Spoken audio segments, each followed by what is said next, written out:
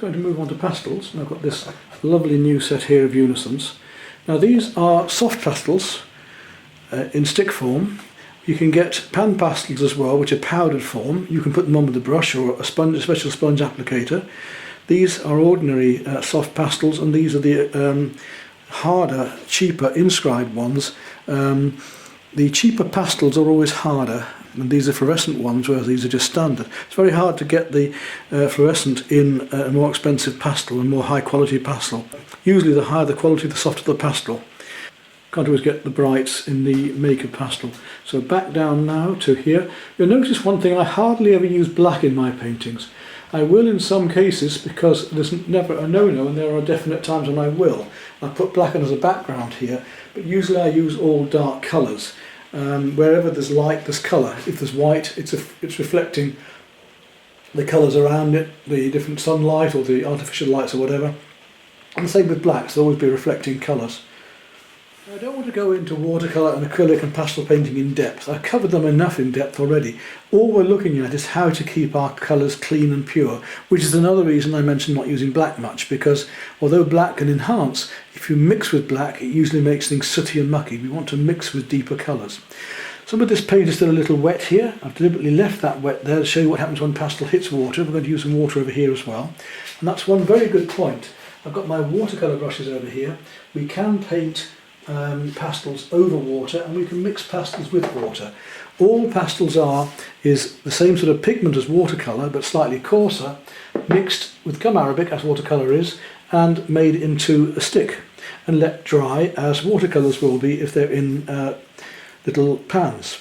Now if I take a bit of water, add it onto here, you'll be able to see how this works. If I take now, let's take some light green, just add it into that water. You see immediately it blends with the water, and I can paint with it.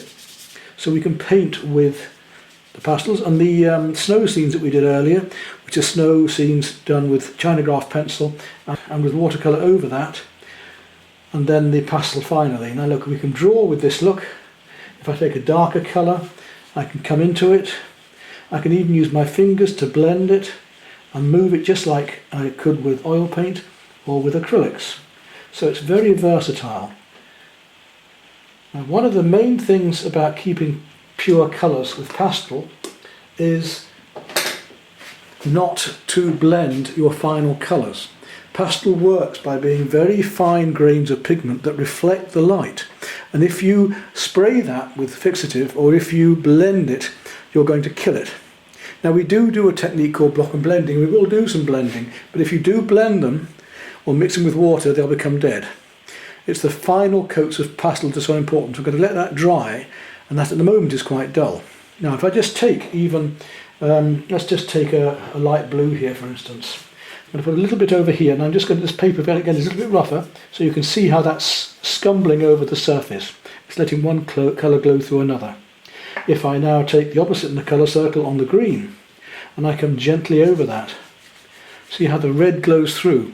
Now when we're doing landscapes, if we use acrylic ink or paint thinly, it must be thin because you've got to have a matte ground, so if you paint it too thick it'll be shiny, then we can let that ground show through. Remember that no paper is going to stay the same colour. If it's a coloured pastel paper, it will gradually change with light. Paint's got more chance, if it's a good quality, of staying the same colour. Look how bright that is, but if I rub it, it deadens it down and kills it, even if I rub it lightly. If I come back onto that with clean pastel, look how bright it goes again. So that's the fresh pastel. If I do the same here, just rub this gently through, even just ever so gently, it deadens it. Come back and it becomes fresh again. The block and blend method, let's just say we're going to do it for a sky here, would be to put in your pastels. This is why I remove the paper from my pastel, to blend it all in. Look how dead that goes. To come back and work into that. This is the same on pastel paper as it is on this watercolour paper that I'm using. And then we put the final coats over the top, leaving them alone and making them nice and fresh. And we can blend colours this way as well, so we can come back and just blend that a little bit by scumbling over the top. And I hardly need it, if I touch it, it kills it. I hardly need to touch it. I can let one colour mix on the paper or glow through by doing this. So I can come on doing this with the harder pastels as well, just gently scumbling over. Look at the beautiful effects we can get from making skies, for instance. Come back onto that for skies, start putting in some clouds. I'm going to go a bit harder now, so gently there, but pushing harder and harder. And as I put the clouds on, I go slightly harder. The stuff becomes thicker and heavier, and I'm pushing harder and harder, and it's pure colour. I'm not blending it. If I want to just touch here a little, here and there, just to kill, I can. But now you get the idea of that. So that was blocking and then blending. This is scumbling over the surface to let colours come through. We can crosshatch, as in the still life I'm going to show you. And that would be using crosshatches like this. In the same way as we can texture with it, dots and dashes the same. In the same way that we can do the broken colour by either using the texture underneath, look, and letting that red glow through to give the orange, or we can go harder. We can use broken colour too with the dots and cross-hatching as well. So very basic techniques of that. You can see how one colour will glow through another very effectively for a landscape if we do underpainting as a ground. At any time during the beginning of this painting, we can come back with the brush, and we can use a brush to paint into it or paint over it. So if I want some of those very darks, and I find that, I'm going to take a very deep green now, if I find that I can't go thinly enough with my pastel, usually you can by just using a line like that, then there's nothing to stop me from using the brush to draw lines out with water. If you want to rub the pastel off, you can either use a stiff brush or a bit of bread. If you want to blend them more carefully, you can use a cotton wool earbud on the stick, and so on. So the very basic ways of using pastel, this is soft pastel, is onto your paper, blocking and blending, of crisscrossing and cross-hatching, of textural work.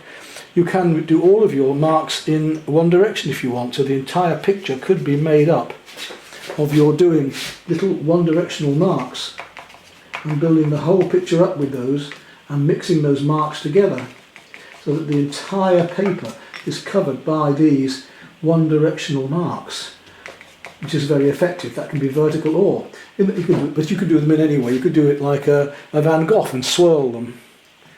Let me show you some examples of those now and the way that they're used. Remember, we can use the pastels over acrylic inks as well, so we can have the very vibrant effects as we're showing you some examples of with acrylic inks, and then really pick them out and pick them up with the pastels.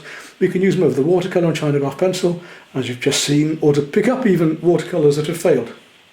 The main thing is, though, not to kill your pastel by keep blending it all at the end, to keep all of your final coats fresh, clean and pure. Once again, those are just normal pastels. Now let's just look at what happens when a fluorescent colour goes on.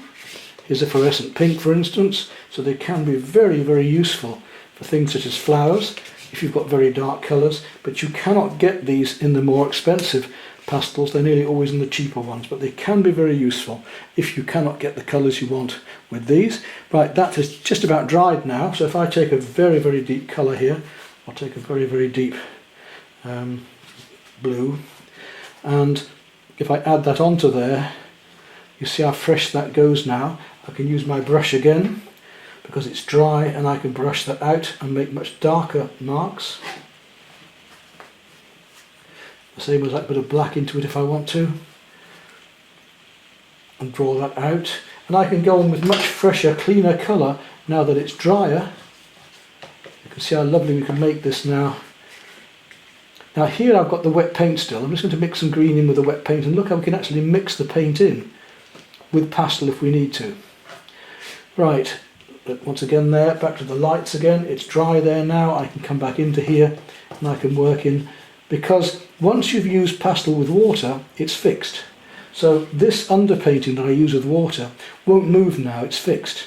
Pure colours onto there then, and then we can work up the lights on top of that. And look how easily the colours go on top. So there we are, just the quick basics of using pastels, how we can use them in different ways. And you'll see all of those done in the examples that I'm going to do in this film, plus you'll see them in my other videos as well.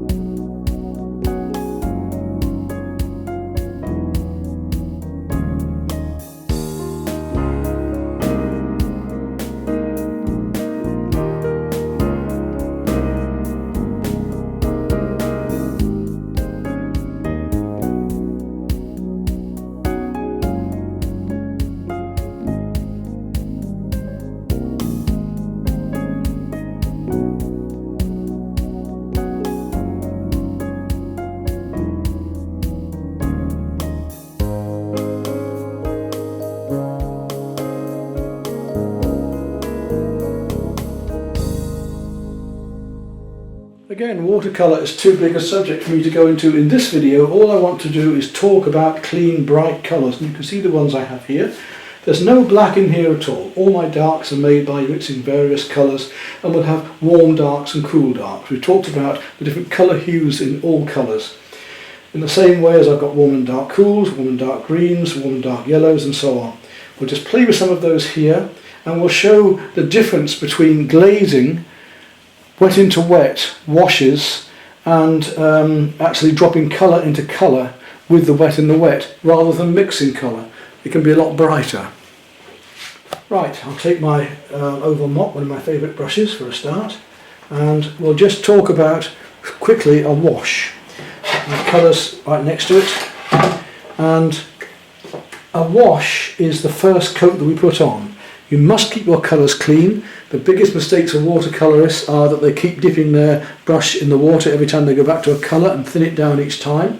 If you're doing painting, you can either drop colour in pure or keep the colour you've mixed and stop dipping your brush in water every time. Go back to that colour. Payne's grey and most colours can be used beautifully, but they tend to be mixed with black, so I tend to keep to pure colours on mine. Let's just look at the difference between warm and cool colours for a start. If I take some turquoise, that's one of our coolest blues, and I'm going to paint just a thin wash down. We're going to do a variegated wash, so I'm going to paint this downward. So quite clean, nice pure colour. I would tilt the paper normally so the paint runs one into another. In fact, I think that's what I'll do. Just tilted my paper a bit so that the paint can run one into another. That's a lovely cool blue. I'm going to go to a warmer blue now, which is the cerulean. One of our various blues. Now these are colours that are very difficult to actually mix. Let's come down, but that's a slightly warmer blue now. So one's coming into another. And just blend that downward. Then the next warmest up will be cobalt blue. Not a lot of that left. That comes down from there. Keep nice clean colour. Then we come down to ultramarine blue, which is the next warmest down. Get this lovely warms, and we can make those warmer and warmer, how they come downwards and one colour to another. So that's a wash, a variegated wash, one next to another. Now if we're going to do a graduated wash, we'll take that strong blue, drop it in here at the top, really strong, and then gradually thin it down using water. You can bring that right down here, and you see how that just thins down. It's also a colour that granulates, so you can see it granulating down the paper here. This is rather fun. In other words, the paper's textured and the paint is dropping into it. Anytime I can go back and I can drop other colours into that, so I can put a bit of purple into here, make it into a variegated wash. There we are. Anytime I can go back and continue and look at the cooler colours down here as well, and come back into turquoise here. Or I could go down to a very light pink. Now some colours we simply cannot make.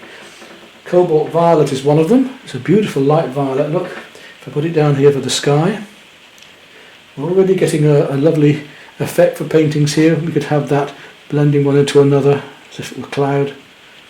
I can bring this down, letting wet come into wet. Look at the effects we can get. Now if I want to mix one colour into another, let's make some orange. If I take some yellow, mix it down here, nice bright yellow there, and a little touch of red, we'll make an orange. That gives us quite a nice orange down there. We can make it stronger by adding different yellows. So I'll now take some chrome yellow, which is a stronger yellow, add that here, much stronger and thicker. The thicker we make it, the more intense it's going to be, depending on the colour. Of course, brighter is because you're using white paper. Remember that we have to use the white of the paper for watercolour. If we want pink, it's going to be red thinned down so the paper shows through. We'll take some of that same. So clean, paint, clean. Now see, that's a matter of being clean. See the difference in those two? Make sure that your paints are clean before you start. I'm going to take some of that clean paint and add it in there. And look at the mixture we get, and that's mixing it directly there. But if I were to drop one into the other, here I'm actually mixing them together, gives me that effect. If I drop one into the other, much more wet into wet, the effect can be much brighter.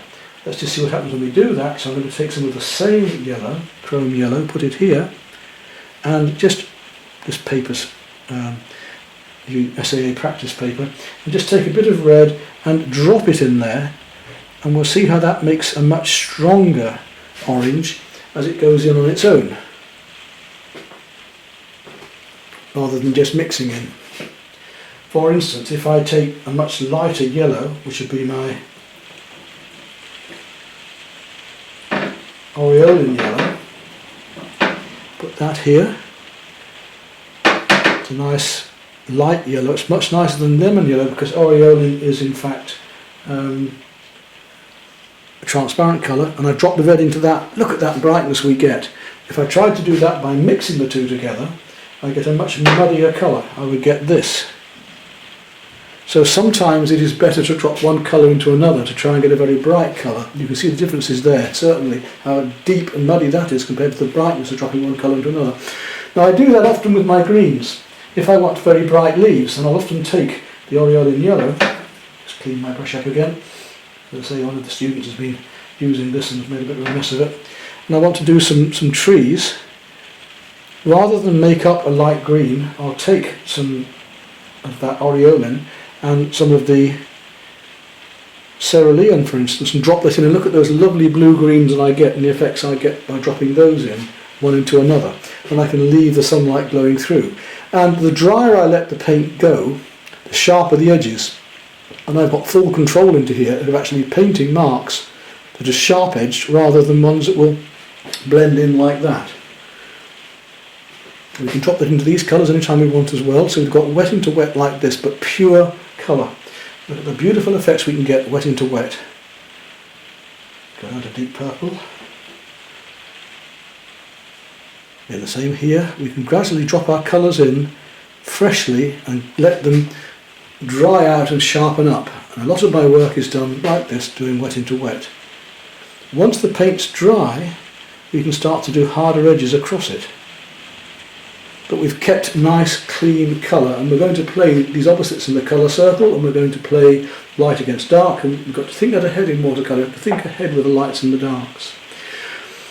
So that was a wash. So I want to do a glaze, and this is dry enough, it's just about now.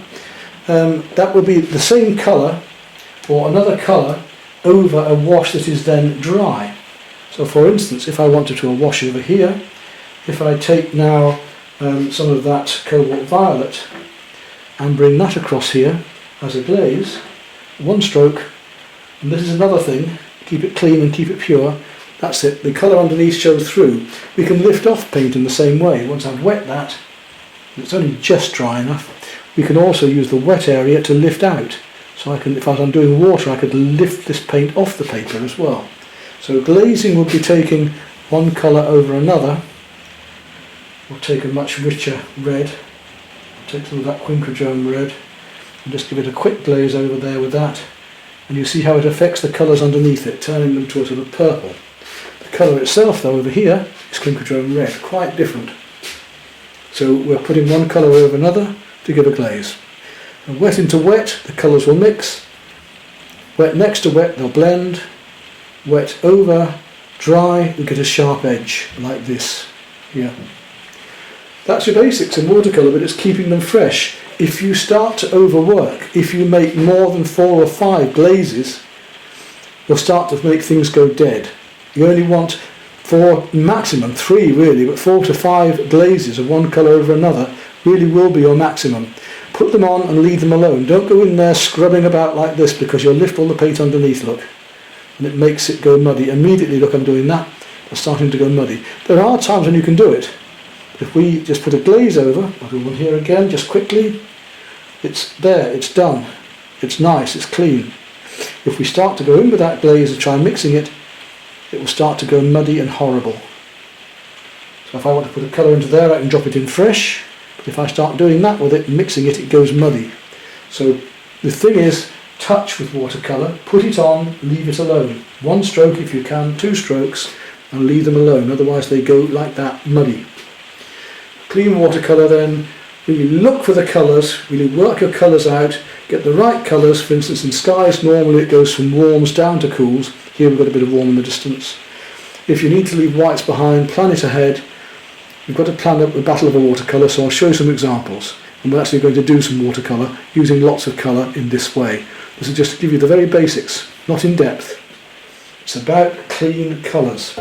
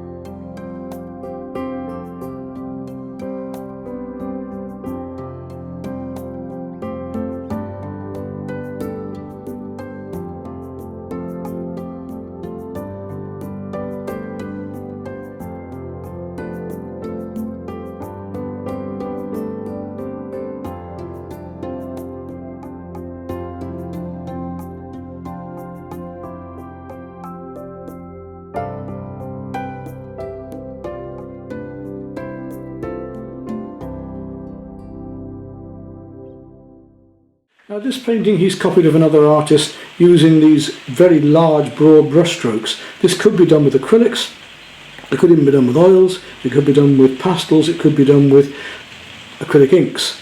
We'll just have a quick look at ways we can make these sorts of marks, but it is the bright colours that matter. Here we're getting wet into wet effects, which are absolutely gorgeous, and that's what we're after there, as well as hard edges and blended edges.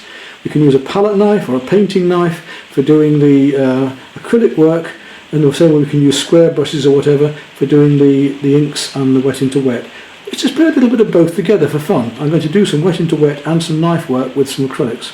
Okay, the first thing I'm going to do is to wet my paper, deliberately wet the whole paper, because I want total wet into wet effects here. I'm going to use very, very strong watercolours because I haven't got my acrylic inks here. This is just to show you this method and how you could do it. I've used a wash brush for that. I could use flat brushes now, but I'm just going to come straight back in with my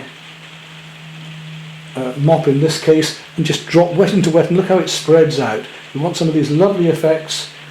We've got to plan what colours we're going to have next to each other. I'm going to do it in verticals and let them spread outwards. Get a bit of yellows as well coming into that, shall we? This is a new yellow I'm trying out called a Turner yellow, which is rather fun. We can bring them through anytime we want. Let's play with some of these lovely new bright colours we've got. We've got some beautiful quinquedrone red here, for instance. I'm using these very thickly now. It's almost a fluorescent, isn't it? You could use a flat brush if you wanted. I'm not going to. I'm just going to let these colours trickle down, and then we're going to play in a moment with going to use it almost like reflections with the heavier opaque paints, just for the hell of it. Let's just see what other colours we can get, which we're really enjoying. What I'm going to do now is touch my liquid paints that have gone dry and drop these in. If these were inks, they'd be going even stronger into here. Let them flow down, just to give you an idea of the difference between the opaque and the transparent colours. So we're now starting to get some depth because we've got our lights next to our darks. But look how pure those colours are. We aren't going to make them muddy, we're going to let them, they go muddy there, look, if I start to let them, but one colour, into another. and keep them lovely and pure. Right, I'm deliberately going to go back to my yellows now and oranges in the middle before I start putting on some opaque paints. Just take some of that lovely chrome yellow we were using earlier. Doing it this way as along, let it spread down. And let those trickle down to give some horizontals with the verticals.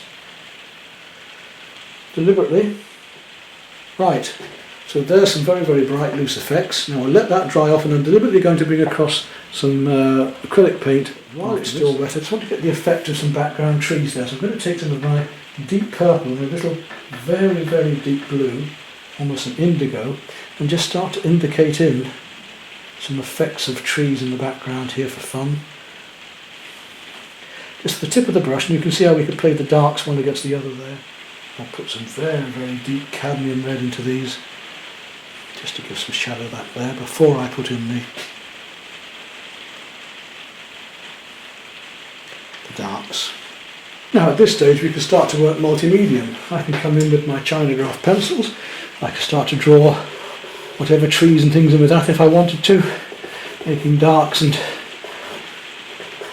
lights with that, very much as Trevor did before. So this is a bit similar to what he's already done with brushes and the heavy duty acrylics, the heavy body acrylics, and I could start whacking in colours with this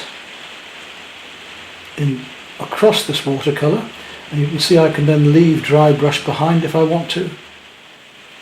Water as well if I want to bleed it in as well. So there we are, we can play that one against another, or I can take my painting knife and actually start to draw in things with a painting knife. Scrape that across.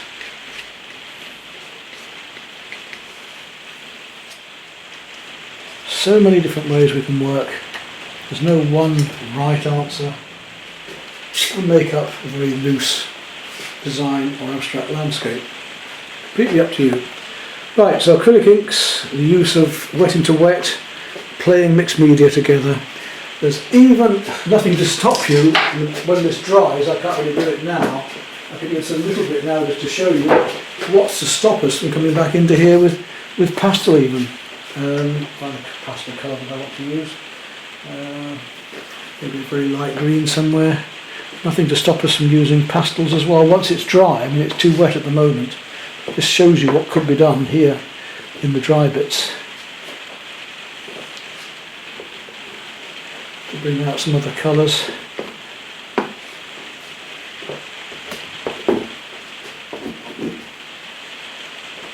Completely up to you. Mixed media.